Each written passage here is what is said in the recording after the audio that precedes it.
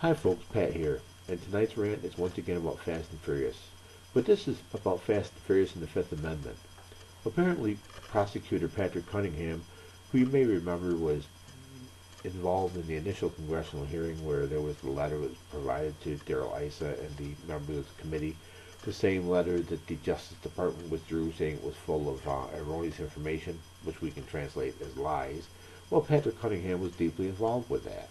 So now, since Patrick Cunningham has been subpoenaed by the Darrell Issa's committee, he has decided to invoke his Fifth Amendment rights rather than appear in front of the committee.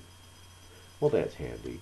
I mean, invoking the Fifth Amendment is a right. It's guaranteed to us as Americans, but, I can't remember last time I saw an innocent person invoke the Fifth Amendment, and it's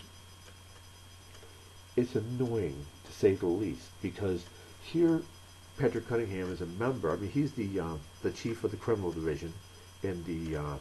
The U.S. Attorney's Office in Arizona.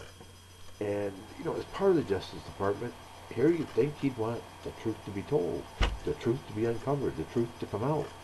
I mean, folks, remember, and I know I've said this over and over again, but it bears repeating. Remember, Brian Terry is a young man who was thrilled to be a Border Patrol agent.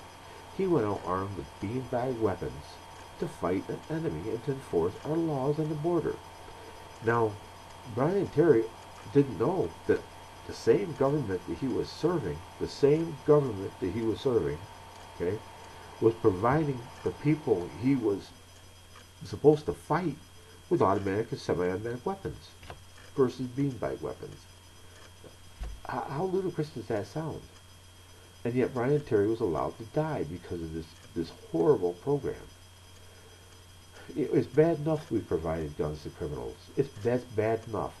But the fact that we asked our young men and women to go out and arrest these same criminals who were, who when they were outgunned and outarmed, that's beyond the pale. So anyway, so now we have the Justice Department invoking, the members of the Justice Department invoking the Fifth Amendment. This doesn't sit right with me. And the second, Eric Holder's going to be back in the hot seat, I hope, and he's going to be asked questions about this. And what really ticks me off, I don't think Eric Holder's going to invoke the Fifth Amendment, although he is guilty of lying to Congress. But the fact that Eric Holder's going to sit there like it's too much of a problem for him even to be asked these questions, like it's just taking time out of his day. He's going to sit there arrogant and dismiss the whole thing with belligerence. And that just makes steam come out of my head. Because again, Mr. Holder, a young man has died for this. Innocent Mexican citizens have died. And for you to feel somehow you're above reproach and all this, you're supposed the guy we're supposed to be in charge of the whole thing. Whether you were or not is a problem in your department. A problem that needs to be fixed.